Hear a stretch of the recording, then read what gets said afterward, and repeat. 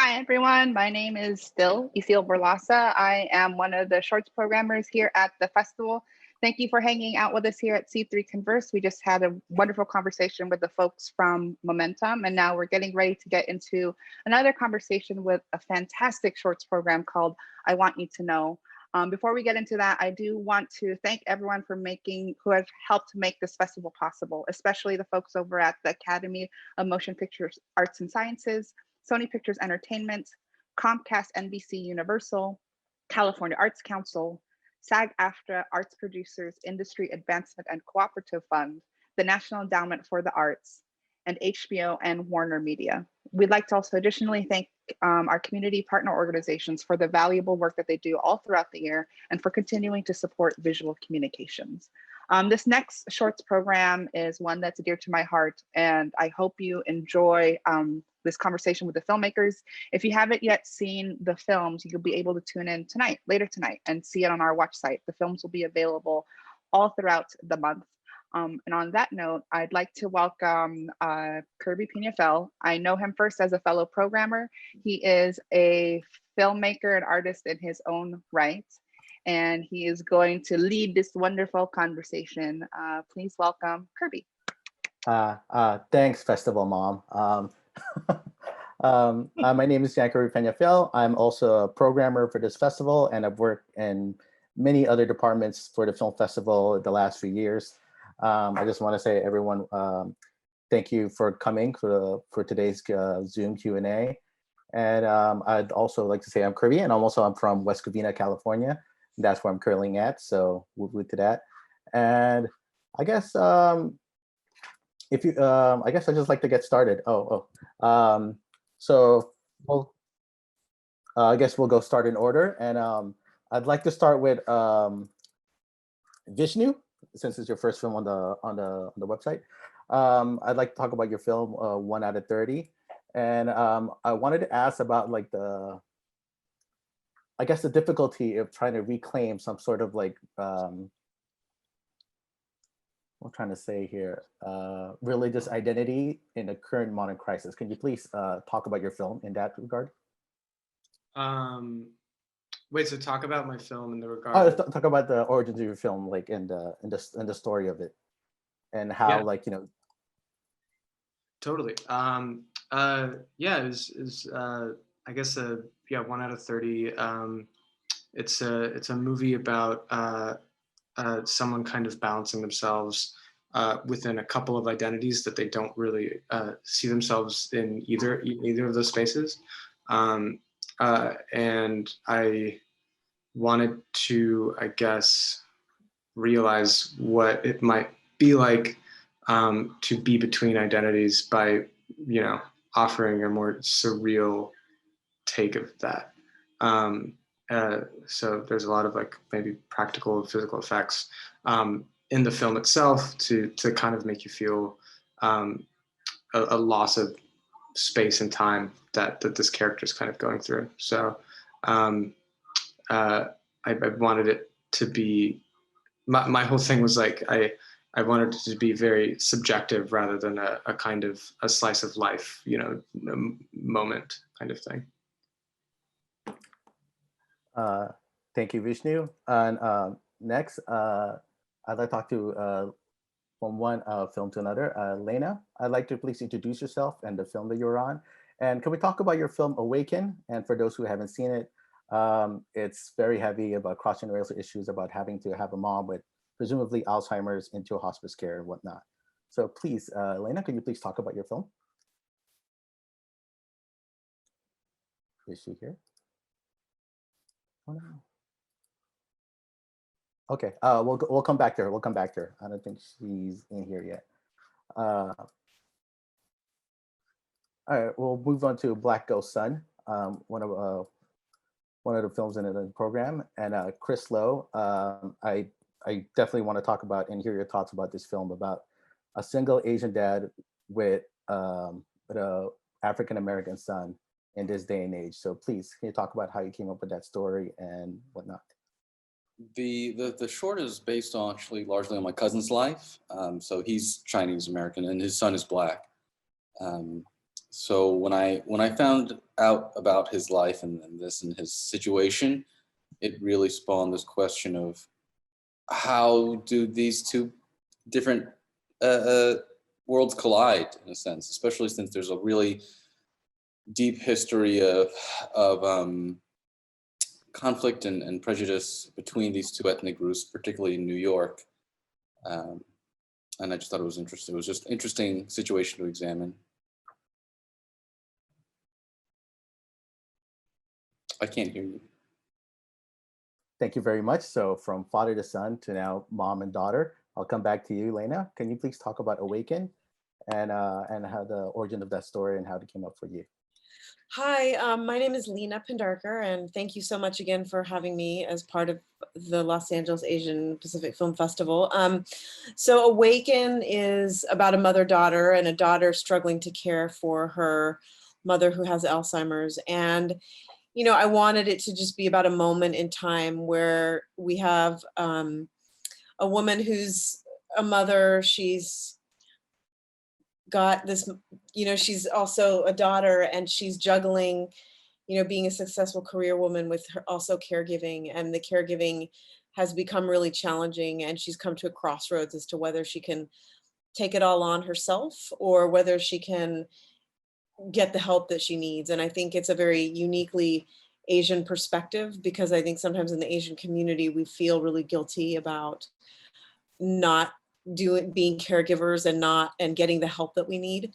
And so I really wanted to make a film about that. And I wanted to kind of frame it uniquely from a very successful career woman's point of view, that she's got everything the American dream gave her, but emotionally, maybe she's not feeling supported. So thank you. And now jumping off from mother to daughter to friend and other and friend. I'd like to talk to Kevin of Blue Suit. Please introduce yourself and please talk about your film for a bit. Hey everybody, I'm Kevin Jang Wang, and I'm the writer, director, and one of the producers for Blue Suit. And Blue Suit is essentially just a story of two Asian American gay men who are friends, and one of them has romantic feelings for the other. And so we really follow a story of John just trying to figure out to find the right time to confess his feelings to his friend Henry. The only issue is Henry's moving away the next day. And so a lot of things get in John's way, and it's really a story about coming of age, and then also just the intersection of what you want versus what you need. And is it always what is right for you to happen in life? And really grappling with that, and that the inner conflict of wanting something and is it actually what you need? Thank you, Kevin. I'd like to move to Andrew Thomas Huang of Lily Chan and Doom Girls. Please introduce yourself and tell us about a little bit of the movie. Oh, by the way, I'm sorry. I'm trying to turn my camera on, but it says the host has to permit me to. So, for now, I'll just say that my film Lily Chan and the Doom Girls is actually. Oh, sorry. Okay. Hi. Yeah, this short is a proof of concept for a feature that I'm working on called Tiger Girl. And in the film, my main character, Lily, is kind of coaxed out of her shell by these friends who, you know, hang out by the LA River. And so really, this short is an excerpt from the film, you know, that we shot as a test. And it's really, yeah, I think it relates to a lot of, I think, the other subject matter that you guys have discussed in your other films about intergenerational shame and guilt, and you know, this teenager trying to learn to step into her power. So you know, and I wanted to set it in the 1960s when my parents were at that age.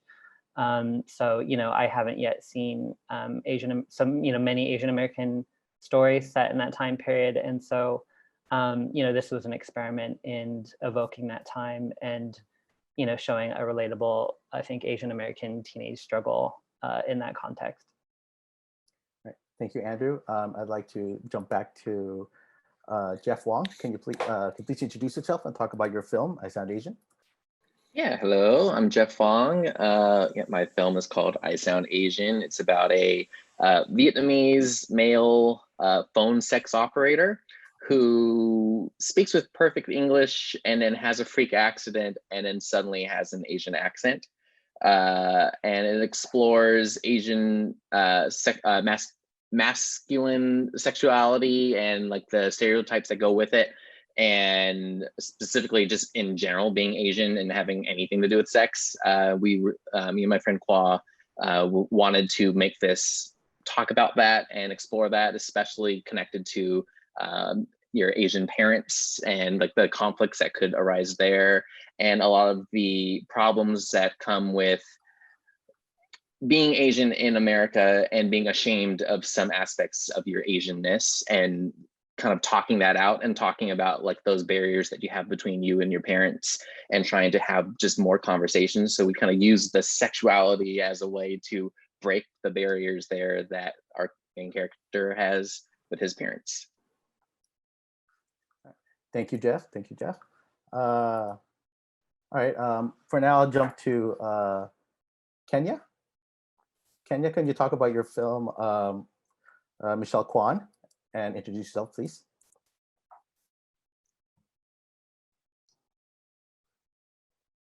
Oh, mute, unmute. There we go. Sorry. There we go. I'm Kenya Gillespie. I'm the writer and director of Michelle. And this is a film that was based off of a traumatic memory from my childhood, where I was bullied by some of my my fifth grade colleagues in school or after school, and I reacted in a very violent way towards these bullies, and I was just thinking about that moment and how I could capture that in a different way. Even though I felt like the way I acted in that sort of like violent way by pushing them to the ground, I thought that was like kind of warranted. I wanted to do something a little bit different. So I was just thinking of ways to create sort of a more empowering narrative. So I was also thinking about my love for Michelle Kwan and figure skating back in the day, which I still have that love for her. And I think Michelle Kwan's, iconic. Oh, totally. So I wanted to combine those two things together to create this empowering story about this 10-year-old Asian American girl. Thank you, Kenya. Yasir, is everything okay on your end? I'm trying to turn on the video, but it says host. You can't start until host has stopped it. Oh, okay. Yeah, sorry about that. It's okay. Let's see. I guess just can you please talk about your film markings? And, yeah, absolutely. Yeah. So I'm Yasser, and I just want to say congrats to everybody. I was able to watch a couple of the films, and there we they're go. really awesome. Yeah, there it is. And I'm from Houston, Texas, and essentially markings was I shot it the weekend before I moved to New York City. And I kind of wanted to capture or sort of recreate the environment that I grew up in, just because I've never seen like a coming of age film that was that sort of dealt with, diverse communities, and especially like Asian people or, Pakistani Americans or Muslim Americans, like coming from non-traditional backgrounds or non-traditional homes. And so I just wanted to add to the tapestry of those coming of age films and tradition. All right, thank you very much. Yes, sir. And okay, so next question. I'll go back in order, and this probably will apply for all of you. But for now, I'll go for Vishnu. Vishnu, one thing I wanted to ask from you is like, how much of yourself was in the script that you wrote and made for this film, and some of the challenge that you had on it, considering like it's a very religious identity kind of film and trying to fit it in the modern age when everyone's trying to do what they can.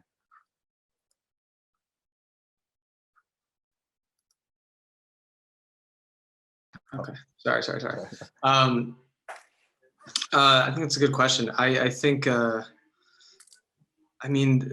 my personal attachment to the film was, it was interesting because personally, it's about a Black Muslim guy kind of falling into, I think, trying to ascribe more to his Muslim identity by trying out Ramadan for the first time. And it's more tied up with his relationship rather than his actual religious beliefs. So, you know, I'm not Black and I'm not Muslim, I'm Hindu. So I think my sort of personal connection to it was like from an outside in, like looking at it that like, you know, I had to do my research as far as like, one, like what is a morning, what's morning prayer? How do you go through it? And I'm certainly not an expert, but I did enough research to understand him and what he would have to do. But outside of that, the movie for me was really more about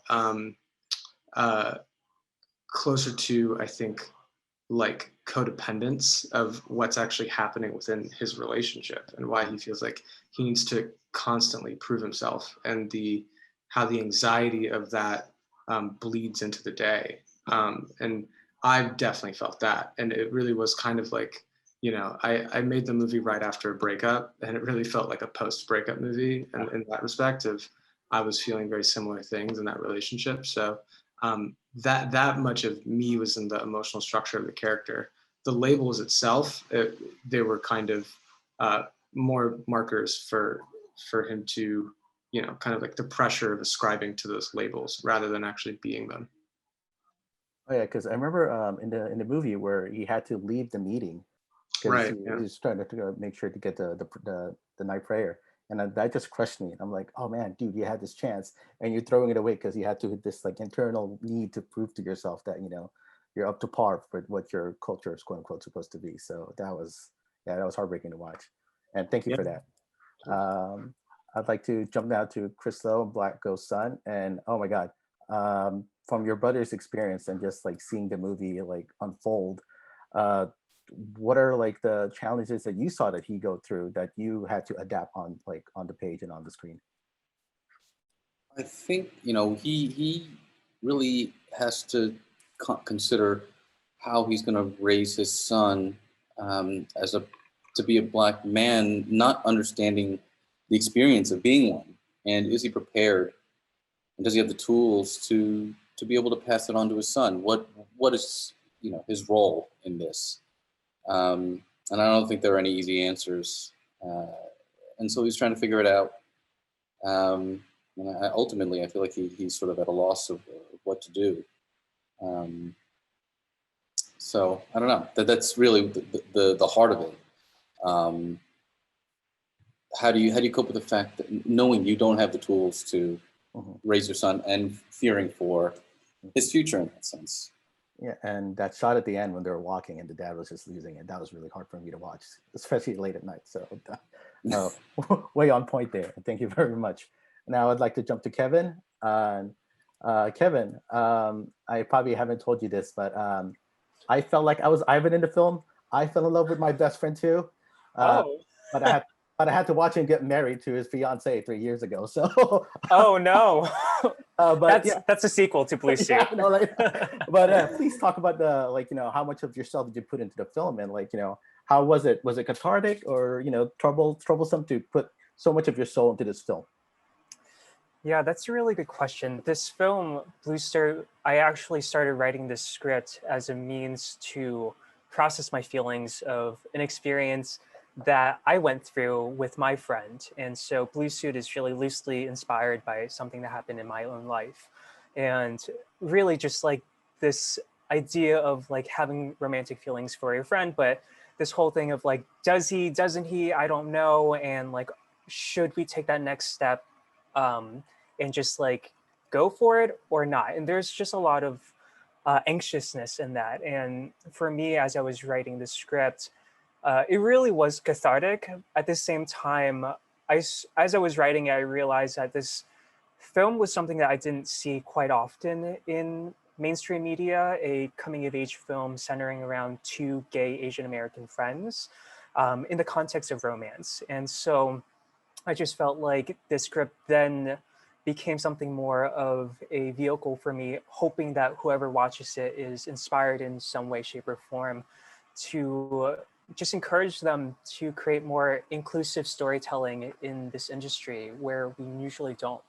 And so it really, this film was something for me that was both cathartic in my own personal experience, but then it grew to become something that I wanted to empower folks who watch it to be like, you are seen no matter how quote unquote niche your identity is. Like, we have feelings, we have identities, we go through these experiences that we can share and resonate with. And you may not be a queer, gay, Asian American man, but you're able to resonate with the feelings of just being human and love. And I was gonna say, see, what I really liked about yours was like there was a chance it could have happened. It could have happened. It could have happened. Dude, I thought that in real life too, but you know. See, the thing was, mine was straight, but you know, but whatever. Oh. We still kisses here and there, but whatever. That's another story for another day. So. Oh, maybe we should offline about this, Kirby. I feel probably like later. This is a side combo. Thanks so much, Kevin. All right, Jeff. I'd like to talk about your film next, and oh my God, from just my dating experience and having phone calls when I'm really nervous and just losing my composure, this movie just had me like triggered and howling throughout the whole time. So please tell me about your your writing and your experience and like how much like, you know, if yourself, if any, of this film. Yeah, yeah. Well, I made this again with my friend Kwa, who's the lead actor of this, and we kind of just brainstormed about like the story of it, and we kind of meshed a bit of both of our halves into it of like what I wanted out of it, what he wanted out of it, and a big part of for me, what I wanted to talk about is how like the thing that happens to him is an actual thing. It's called foreign accent syndrome. So like people can actually have usually an accident and then their voice changes, and to other people it sounds like an accent. So you can like YouTube it and you can see all sorts of crazy stuff. But we wanted it to specifically be about this, where it's an Asian man that speaks English very well, doesn't have an accent, but his parents do have an accent. And he's very ashamed of that and doesn't want to sound like that. And he feels like he'll be judged. And so then when that accent is forced upon him, how does he react? And like for me, it's like when he had the accent, he really had to perform with an accent, you know, and he's Vietnamese. He speaks both English and Vietnamese. And so he knows how to do the Asian accent, as many of us know how to do. And but like I wanted to challenge people to like really like laugh at those moments, but like ask themselves why they're laughing at that. You know, why do you laugh when people speak with an Asian accent, right? Like, why is it funny to you? Why is this moment funny? And it's to kind of flip it on its head to make people kind of question themselves and why they think the way they do toward these subjects, because that's really important, especially now. Like, it's so easy for people to make fun of others just because of how they speak without knowing where they come from or who they are.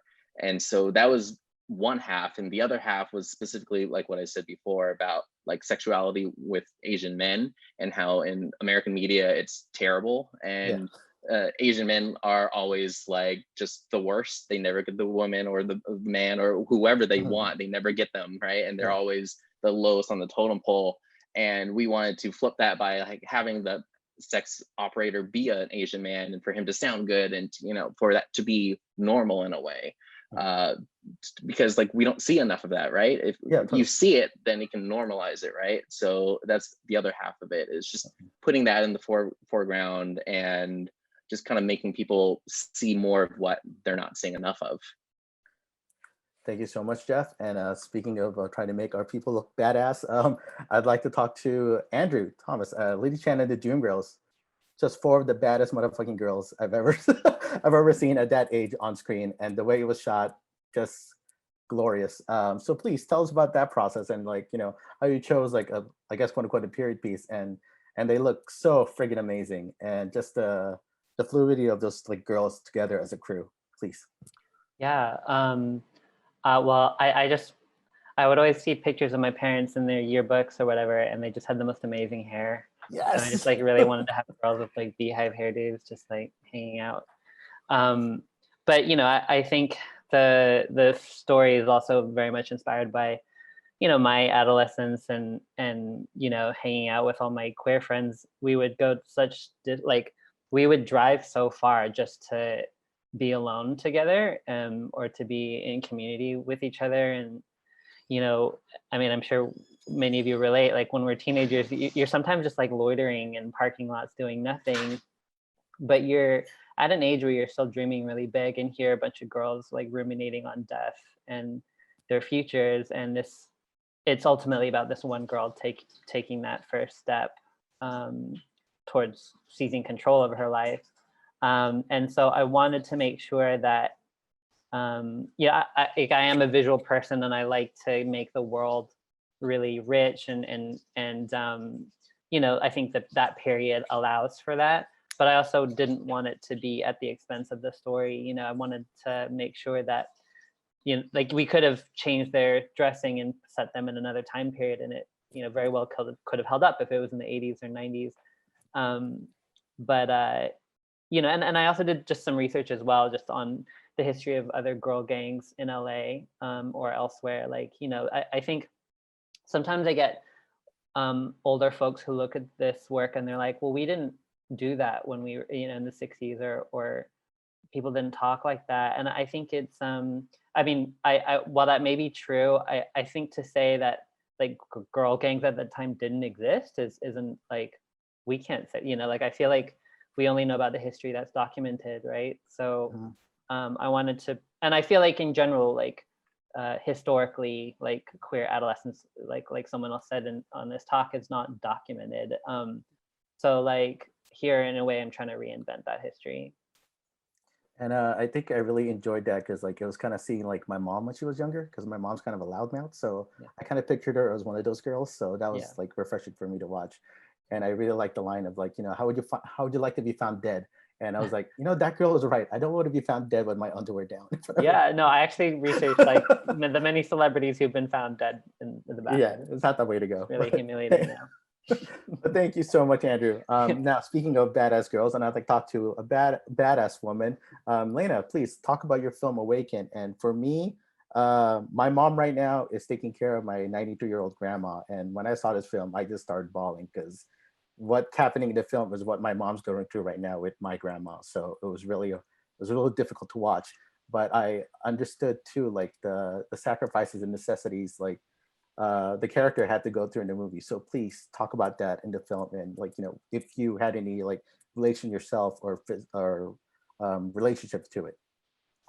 Yeah, I mean, my mother-in-law actually has Alzheimer's, and my husband's mother, and it's been challenging. It's very hard to see someone deteriorate like that, and to see them be a whole person. And what I think about a lot for my husband, and even like all of us as sons and daughters of immigrants, it's like when your parent becomes ill, you lose a piece of you, you lose a piece of your culture. And I was thinking a lot about like some dishes that my mother-in-law used to make, and she really can't remember how to make them anymore. And I thought, gosh, that was really profound for me, because she would always make this one dish called dar dokri, and it's a very Gujarati dish. Is from this region of India that my family's not from the same region, and she would always make that for family gatherings and things. And I was just thinking one day, I was like, I have two girls, I have a 10-year-old and a 5-year-old, and I thought,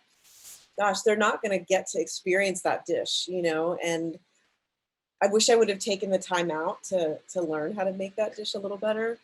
But it's like you lose this huge piece of culture. And I think what the character in the film is grappling with is her own sense of achievement, like the American dream. It's all there, and she's got this beautiful house and this high-powered job, but that support system that she once had is gone, and the movie it's not a big movie. It's kind of a quiet movie. It's really just about her on the ocean having this one moment of awakening with her mom, when her mom reminds her of a time when she was a child. And it's like, when you lose a parent, you lose those memories of you as a child, of you as a, and so it is a bit of a sad topic. I seem to always pick sad topics. No, I mean, I tend to pick topics that are like my previous film was a feature called 20 Weeks, and it was about a couple that finds out their baby has a serious health condition at 20 weeks in utero. And, I am drawn to these topics because I don't think we talk about women's lives in a way that's real, especially Asian American women. And, I'm sorry to hear that your grandmother's going through that. And I think as women, the role of caregiving becomes very, very prominent in our lives. And I never imagined myself being in that role, but I found myself like, wow, like I am here and I can barely cook, but I'm trying to, make dinner for my father-in-law who's 80 and my daughters and my husband, and I'm trying the best that I can as a modern woman, but it's like, it's kind of a profound thing when you're a daughter of an immigrant to realize that your parents aren't going to be here with you forever. Can't hear you, Kurt. Things like that got me when I was watching the film for a refresher last night. With your film was the main character, like she worked so hard to achieve like the quote unquote, you said, like American dream, and I saw like I saw a mirror image of my grandma to that point, and I'm like, you work so hard, and this is how the your twilight years are going to be, and it's heartbreaking. It's heartbreaking, and I mean, obviously, you know, I wish like, you know, it was went a lot easier, but that's one of the things what I really loved about your films is like, oh wow, like there is no gray area here. This is we're here and we're gonna have to deal with this now. So at least for me, thank you so much for that. So thank you for curating the film and always being thank you to VC for always being a supportive place for Asian American filmmakers and filmmakers of color. It's really awesome. For another badass woman, Kenya, can we talk about Michelle Kwan? Huge fan. You can talk about her for the rest of the night. I mean, yeah, we could. We could just watch all of her videos. I mean, be totally fine with that. No offense to Christy, but my family was a huge Michelle Kwan fan. So I totally agree. I love Christy, but I think Michelle Kwan's like a step above. Yeah. So can we talk about like, oh, why we choose her as like this like heroic icon, at least for that character in the film, and why is that like so important to you?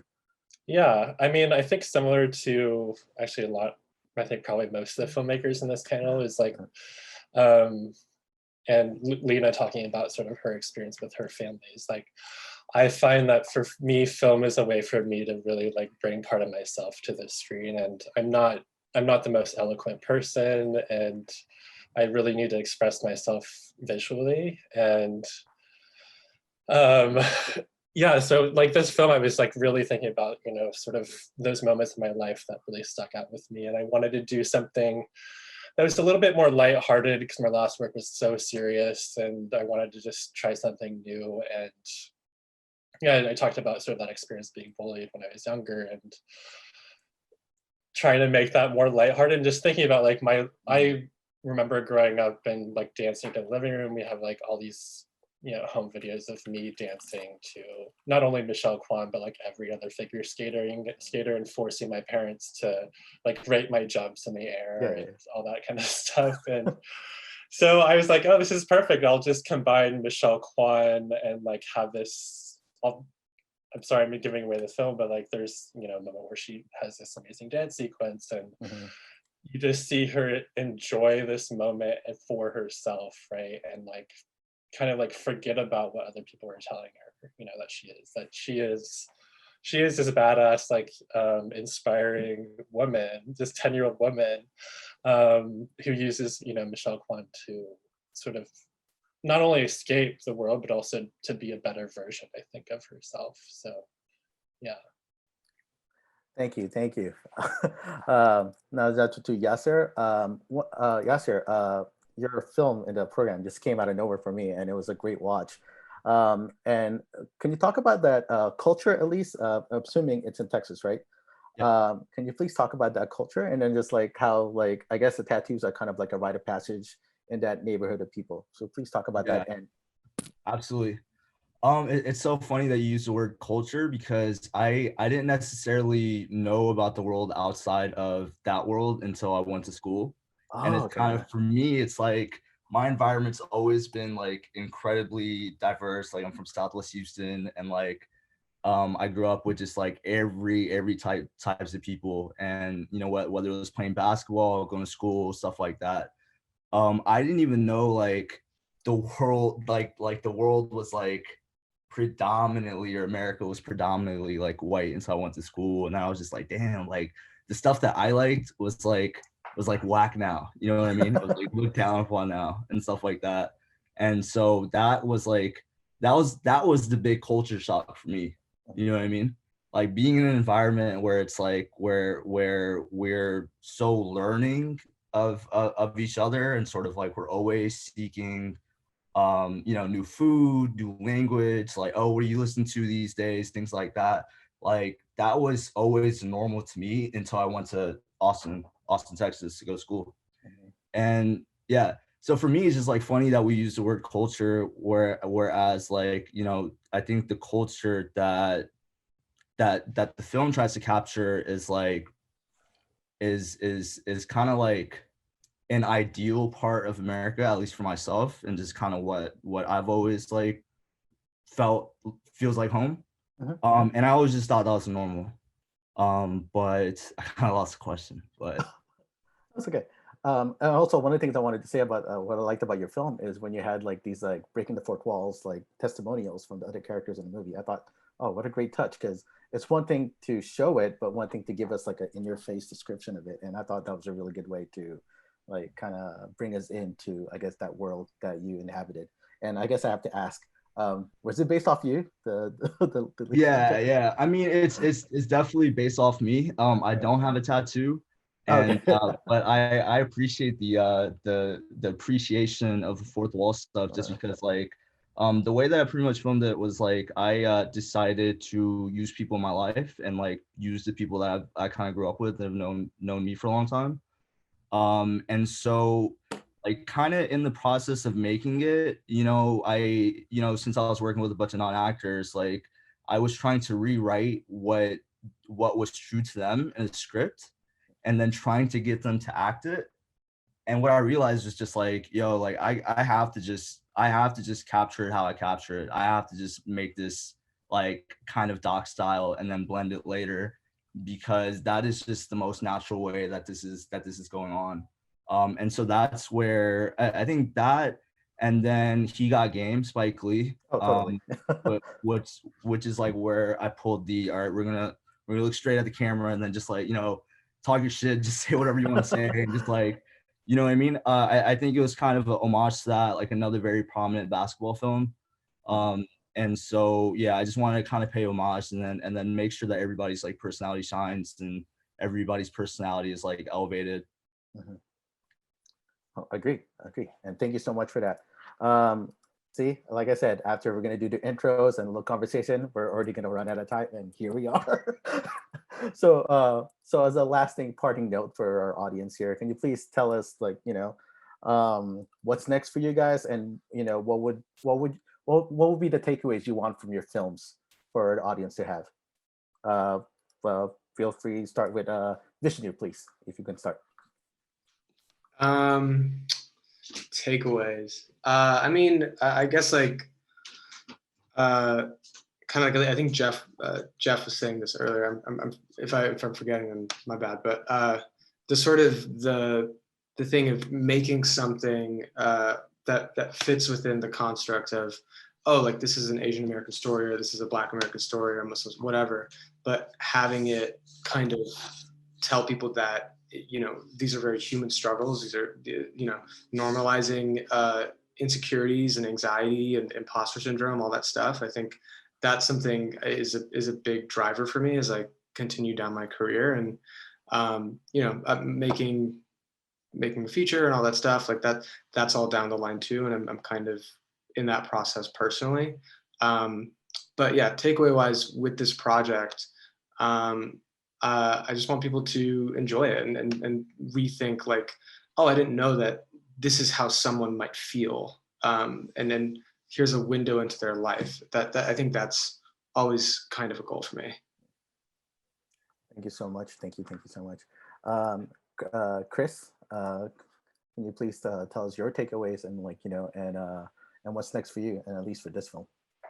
I think the goal was just to raise awareness about the complexities of race, and that there is a context where, you know, our people that are people of color have a context in terms of race that don't deal necessarily with white perspectives on race, and it's something that deals exclusively with people of color within their own subgroups, and also to just have empathy for one another and each other's situation. And everybody's story is so complex and challenging. So my main thing right now is turning Black Listen into a feature. So we're in the middle of that right now. Oh, it's fantastic. I can't wait to see that personally. Thank you. Um, Kevin, can you please talk about, what you want people to take from Blue Suit and what's next for you?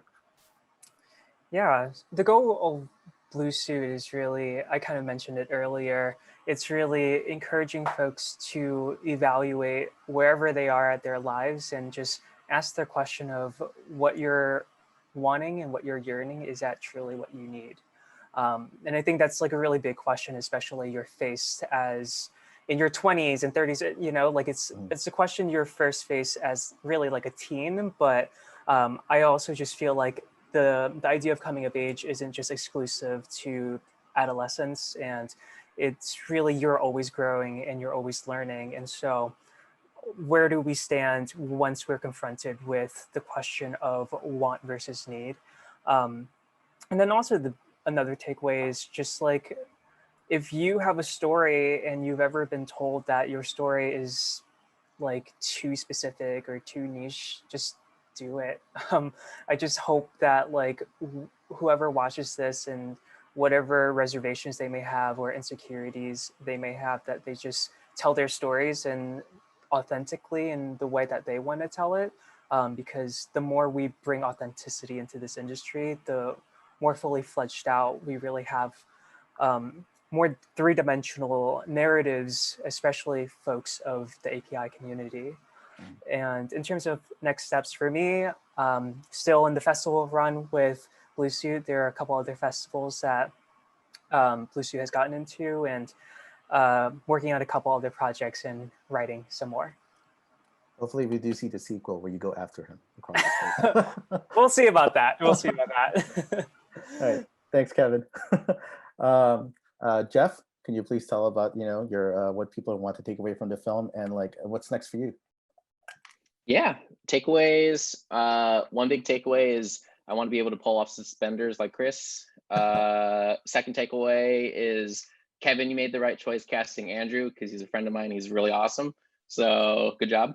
And then takeaways for my own film is a little bit about what I said before of how, it's really asking people to like check themselves on what they say and how they react to people, and check their inner racism if they realize that if they think that they aren't racist. Do you laugh at these things? And how do you feel when watching these types of films? Because that'll really, it's about people changing themselves, not you changing others. And our films are really here to kind of be a cog in that wheel to kind of help start that change in people, to make them be better people and to respect people and who they are.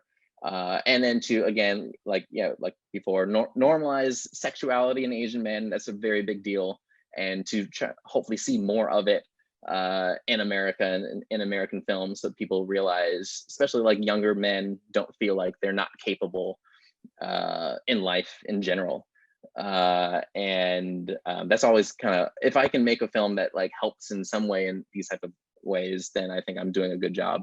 I'm half Chinese, half Italian, so like my white side sees the minority half and like feels the urge to do something about it. It's very easy when you're half white, half Asian to see which half is doing well, which isn't in representation in the country. And if you don't see that, something's wrong with you. So that's what I'm doing. And then next step is I'm finally trying to make my second feature. And I'm trying to figure out how to build a magical forest set somewhere, because that's what I need for the whole film. So if anyone knows how to do that, let me know, because I don't have any experience with that, but that's definitely what I have to do. And I'm really excited about it. It's a little change of genre. I've usually done like mostly comedy with a bit of drama, but this is a lot more dramatic with some fantasy elements, but I'm excited for it. I'm trying to challenge myself like always. Well, you have all the time now, so good luck with that. Yeah. I have to jump off, but I wanted to Yeah. Sure. Lena, can we talk about your takeaway from the film and what's next for you? Yeah, I'm working on a couple of things. I have a pilot that we're taking out, so I'm doing that, and then a feature version of this film too that I'm working on. So multiple things, and very exciting. And the takeaway, I think in this COVID time, is actually very relevant. That I just heard a story on NPR that was saying that women are dropping out of the workforce 4 times at the rate of men. currently to give care to children, elderly. I'm going to put the story here in the chat. And, that's just really what the film is about, to examine women's roles in caregiving and how we end up, juggling these multiple layers of our lives and what that means, especially, I didn't make it the film in a pandemic time, but it seems even more relevant right now. Yeah, definitely. Yeah. So thank you everybody for watching, and thank you for programming my work. I'm so No problem. It was a pleasure for us to have it. Thank you. Thank you. Now I'd like to, Andrew, please talk about your film and your takeaways from it, and what's next for you. Yeah. Well, I like what Kevin said about if people tell you your story is too niche, like that's all the more reason to go make it. Because I've definitely been told that, and I think you have to reframe your position and your specific point of view as a position of power. So I think I encourage people to, not shy away from the stories they have to tell. I also think that, as I guess what I want to take away from my film is, I think that we as an API community are trying to forge a future for ourselves and a visual language for ourselves. And I think a lot of that has to do with, I think there's a lot to be mined when looking retrospectively at our history here. I think there's a lot to reimagine. And I think in the process of recalling that, you're inventing a new language, I think, and there's a lot of things to learn from the people that came before us. So I would encourage people to tell those stories. And for me, I'm working on my first feature. I would like to shoot it as soon as we can safely. So I'm just being patient and continuing to develop other things in the meantime. But yeah, thank you so much for a wonderful film. I do wish there was a feature version of it, because I would love to see like the trials and tribulation of these girls went through, and how take no prisoners they are with everything. So thank you for that. Working on it. Thank you. Yasser, can we talk about your takeaways from the film and what you want people to take away from it, and what's next for you? Yeah, I think the main takeaway was just like to capture and show community, like a truly kind of how a community could sort of be codependent on each other, but like in the best way, and thrive by like the passing of experience and passing of knowledge, particularly from the Black community to the Asian American community. And the second thing that I wanted to sort of show was like how necessarily like challenge the model minority myth, and sort of like, just because you're Muslim American or Asian doesn't necessarily mean that you come from a 2-parent household, or come from like an educated household, or like or things like that, where it's like, you kind of do have these sort of working class and financial problems, and the problems that come with that type of environment, I guess. But yeah, those would be kind of the key takeaways that were kind of in my head after I finished it. And right now I am working on a feature script, and a feature that I'm looking to shoot probably early next year. All right, awesome. I can't wait to see it, and hopefully submit to us too, all of you guys. Kenya, can you please help wrap us off and give us your takeaway, and and what's next for you regarding your film and your career? Yeah.